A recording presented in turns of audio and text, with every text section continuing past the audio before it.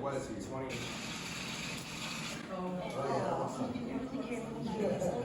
And to not jump over the embryo. So you're trying to be scientific? You're trying to be scientific? Those eggs will hatch.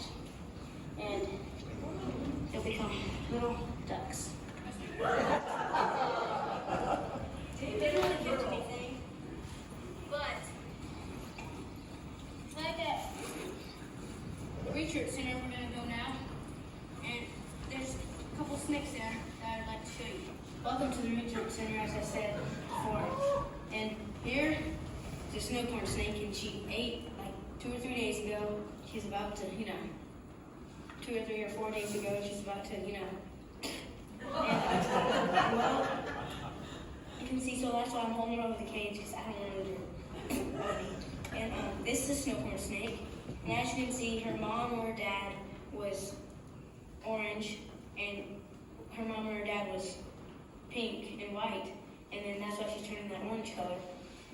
And this snake is found in like the continental states, like from New York to Georgia, and Virginia is mostly. And her tail's getting kind of close to my hand, so. And it's really scary because if she poops on me, then all these little bones will be. No, I'm just joking. So, yeah, so that's kind of like the introduction to photography. We would just make these videos, and then we would catch snakes and turtles and frogs. And yeah, wanted to be a herpetologist for a long time. Anyways, high school happened, and then I started doing art classes where I keep a sketchbook, and then I just never stopped doing photography. Yeah, then I moved to New York, studied photography there, and I would take the Greyhound a lot from Dallas, where I'm from. I grew up in Dallas. From New York to Dallas, I would take the Greyhound a lot.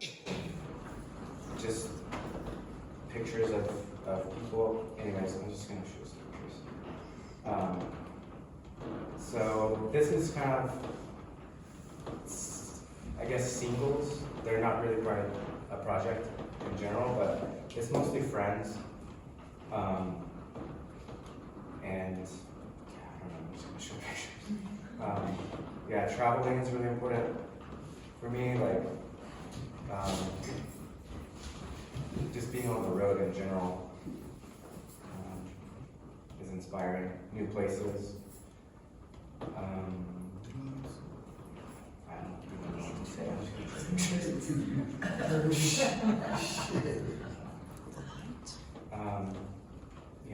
Portraits, but really, like, these are just kind of like mostly just friends, and I really like hanging out with other artists. And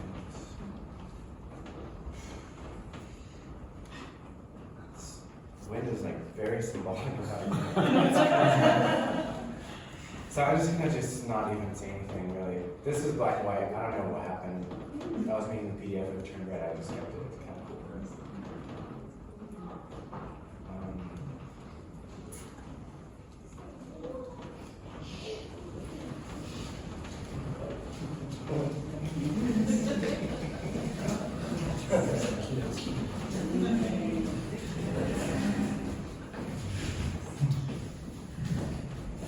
So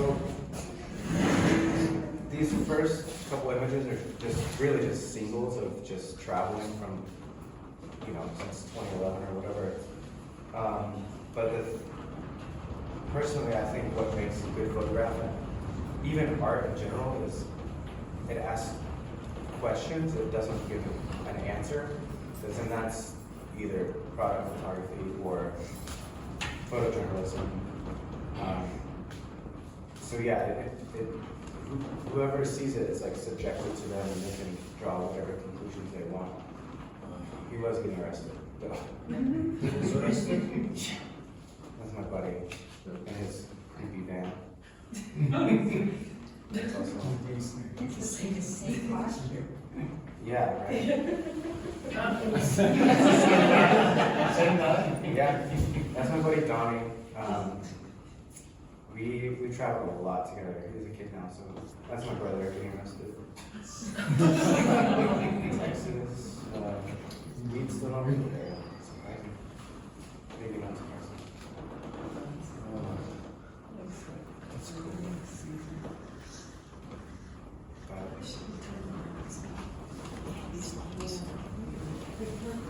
You guys come up here? Please come up here.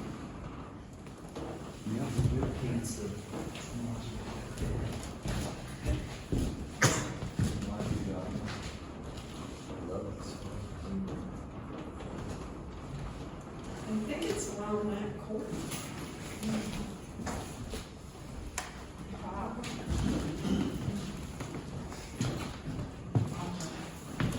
Where's that? What's that?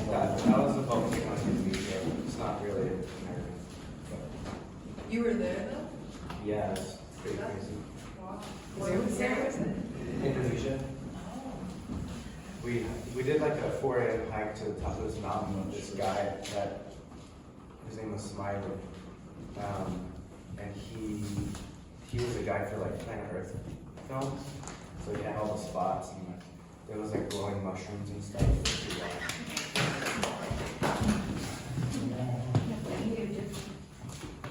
Texas, you know, that stuff. Okay, so I graduated college in 2013, and I wanted to go to the Great Barrier Reef. I applied for a Fulbright scholarship to document the coral bleaching. That was like 10 years ago, 11 years ago, so now it's like 50% gone, basically. But anyway, so I was in discussion with this organization called CSIRO. I can't remember what it stands for. Something Commonwealth, Australia stuff. But they're basically the climate scientists in Australia, and they were going to sponsor. With Fulbright, you have to be sponsored by school and all that stuff. Anyways, I needed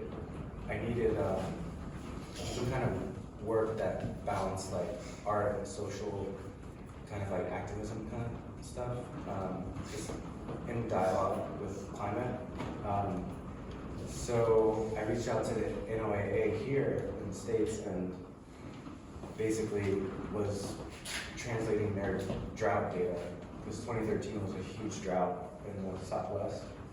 And so Donnie, that guy in the snow, I don't even know how we even did it. We were eating beans out of a can the whole time. But we did this trip in 2 weeks, and this next work is kind of, it is what it Was this to get a Fulbright? This was kind of to make a body of work to submit for the Fulbright, because I didn't have anything, mostly just the stuff you saw before, like portraits, stuff like that. So I basically made this body of work to apply for the Fulbright. So this Where's is that? That last picture. this is Quartz Mountain, Oklahoma. Yeah, just caught on fire one day. You can't really see. I have some prints that show better detail, but the scale is bigger than it looks. That was the same place. This was in Kansas. It was a control burn that would just happen on. This is in Colorado Springs. I don't know if you guys remember that big fire that happened in 2013. This is in Sonora, actually. I believe it. Yeah. Some car like stalled out and sparked and caught everything on fire. And these guys, the hot shots, which I didn't realize the hot shots were mostly inmates. Yep. So that's pretty wild.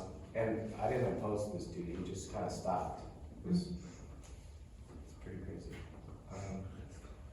I don't know if this was a fire test or something like that. I don't know. These are all just kind of like still the same aesthetic of just passing through. This is in Oroville. I don't know if it's Oroville before, but that's the Mother Ordens Tree. So I guess it's the first one.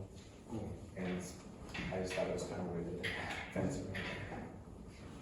around it. This is Lake Shasta. So yeah, I was really just trying to illustrate drought visually,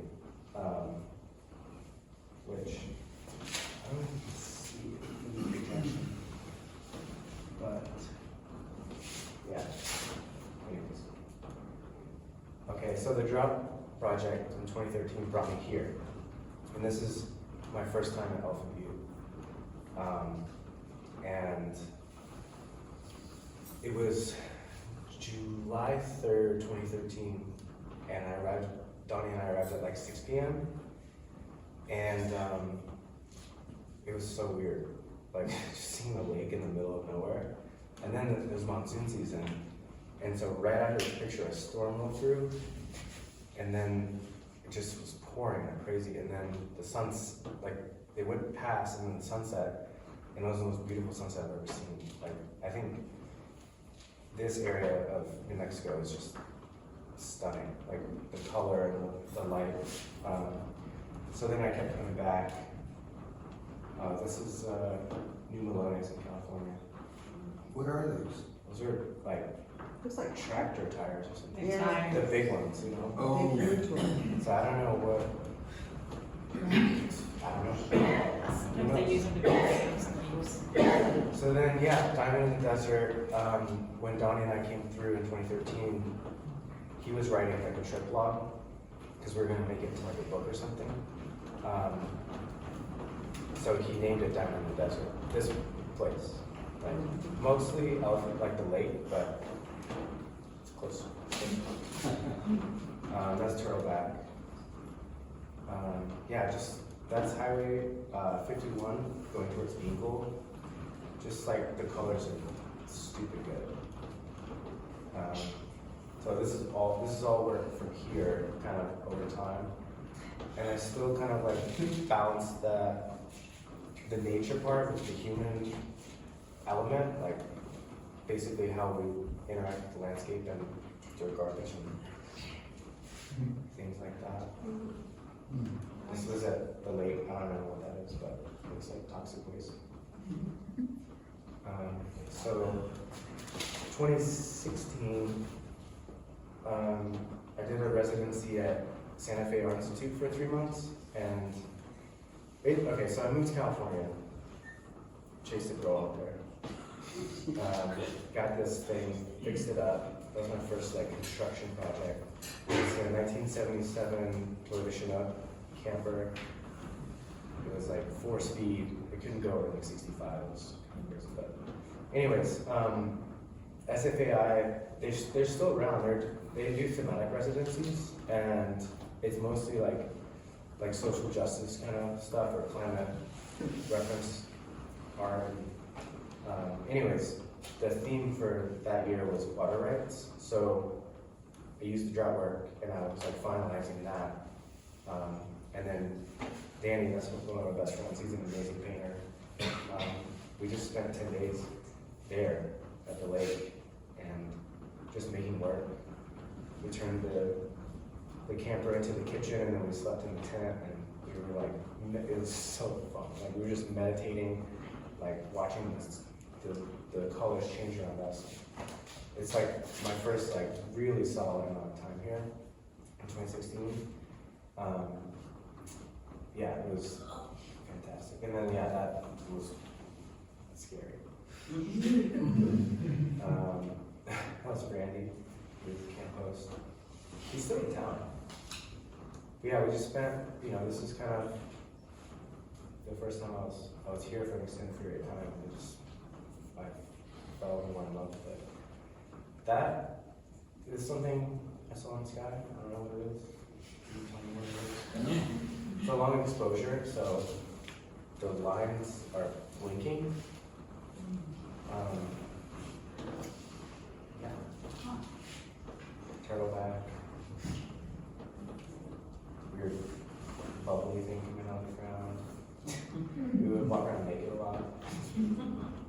Yeah, real tan, obviously. That's the Frog Crystal Ball Range. That's north of the lake. Apparently, it's supposed to look like a saint or something, but I don't really see it. Some gnats.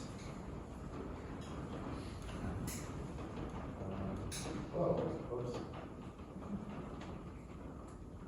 I'm sure you guys have seen that. So, 2016, towards the end of the residency, that's when Standing Rock was happening, and it was about water, obviously. So, a couple of artists, we went up there, we worked and helped out. I think this is like a perfect example of like a photograph that asks questions, because you know, in the context of Standing Rock, obviously, you know what it is, but. So yeah, it's kind of just been about water, and so it's like bringing the portraits into, you know, stuff, halo, art history, you know, that stuff. Wow, could you go back to that? Yeah. You're going fast. Sorry. That's great. Wow. I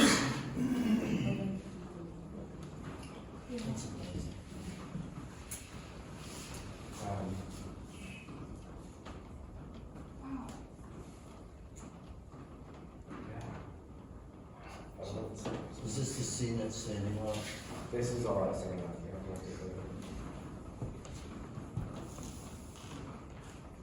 Okay. This is okay. Maybe we do. Let's see. Which one you want to do now? Let's do the real. Okay. Actually, No? whatever. Let's just do it. Okay. So this is I don't do that much video, but this is like a company. I'll just let you watch it.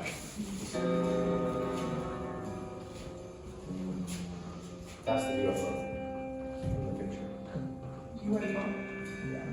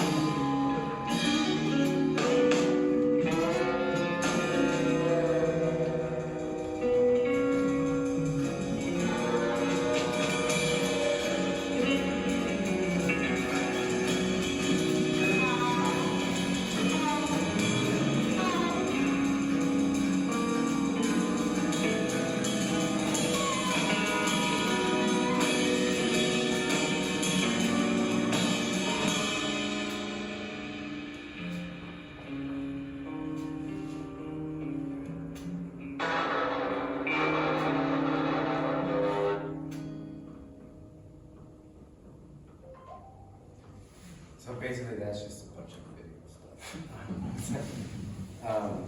You know, it was in New York. Yeah, I don't really know.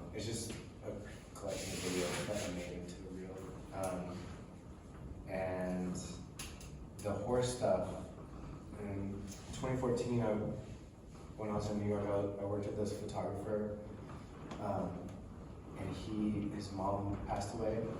I was assisting him, and he basically found like a third like horse representing his mother.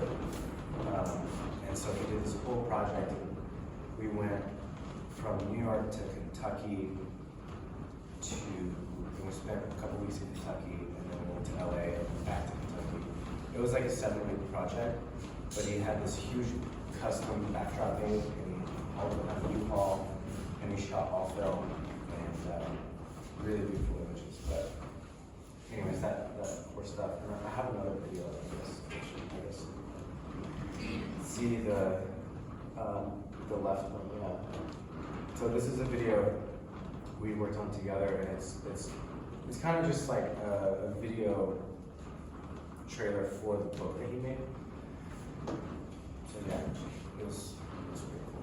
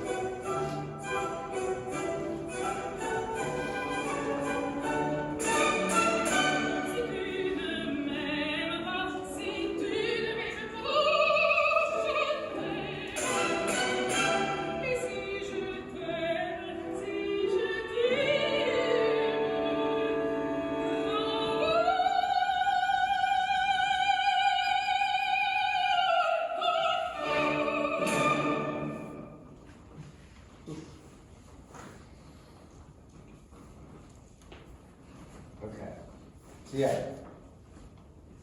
We did that. So yeah, it was a book. I have the book. Obviously, they're not my pictures, but that was really cool because he's like a mentor in a way. And yeah, it's inspiring people. I think he spent like $35,000 on that project, and it wrecked his suspension because those stands that we were using for the backdrop, they're called long john silver stands, are huge. They're like 300 pounds or something each. Anyways, the U-Haul completely wrecked his car, his suspension. Anyways, yeah, it's just really cool being around someone that's doing their passion project, you know. And it was a really amazing show. He did a whole book, and then he printed, it was all black and white film, but he printed it all like 40 by 50 with an enlarger that basically tilted on the wall. It was cool. Okay, so Alaska, there's a couple things in between there, but it's mostly commercial. Like 2016, when I moved to the Bay,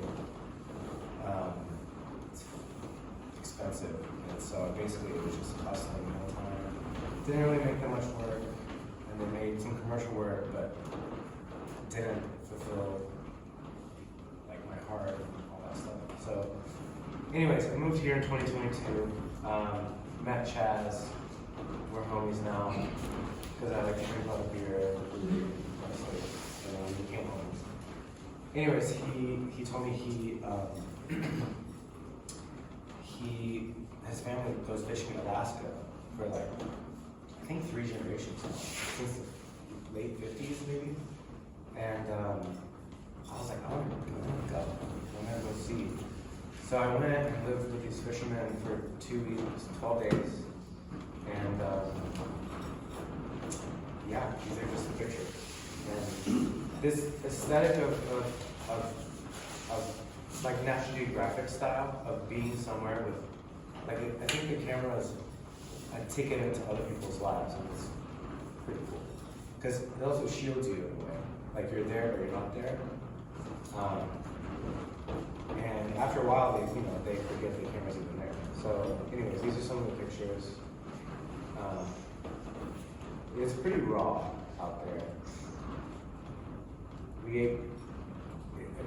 There was no electricity, no Wi-Fi, no cell service. So I had some pretty wild dreams. That was the little food situation. And yeah, it was just very raw, fishy. But it was really humbling. Like, it felt like a mix. I've never been to boot camp or anything, but what I would expect boot camp to be mixed with summer camp. Like, it was kind of fun, but also like there was no, like, you eat, sleep, and fish. That's it. Because you go with the tide. Like, they went with the tide. There was no time. Really, it was whatever the tide was doing. And this is in Bristol Bay, Alaska, so apparently it's the most active tidal region in the world or something. I don't know how true that is, but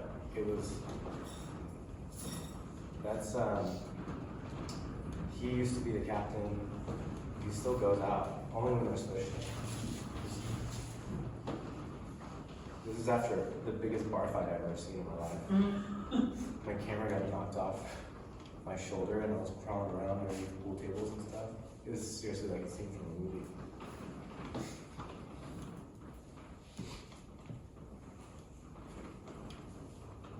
That's kind of what it was like.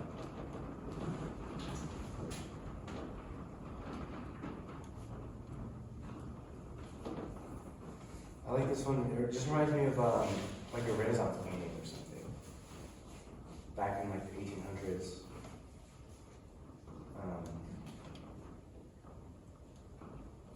So that's the same place. That and that. So the tide goes out that far.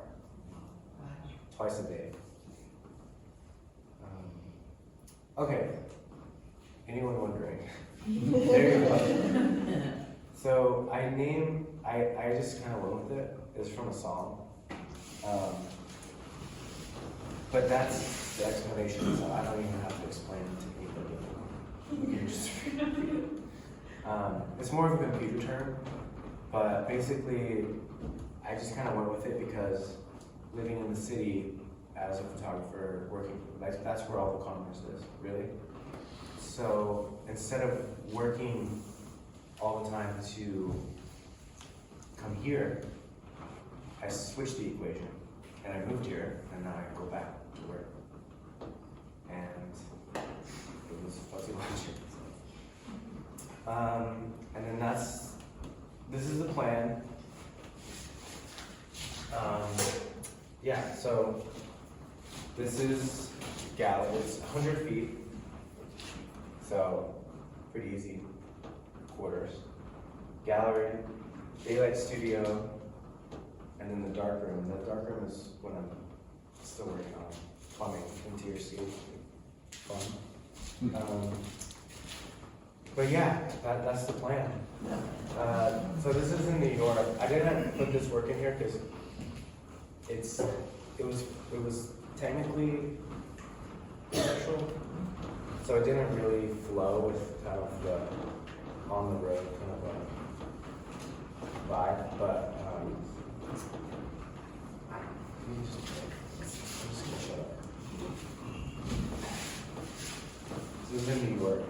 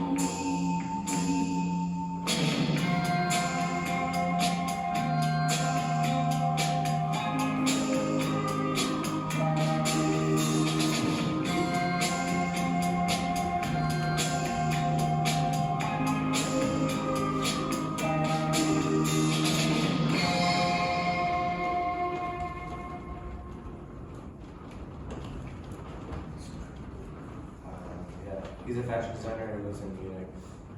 I'm trying to get him to move out actually, to open up a demo studio. He has all these machines, like the original Levi's machines he gets them from Japan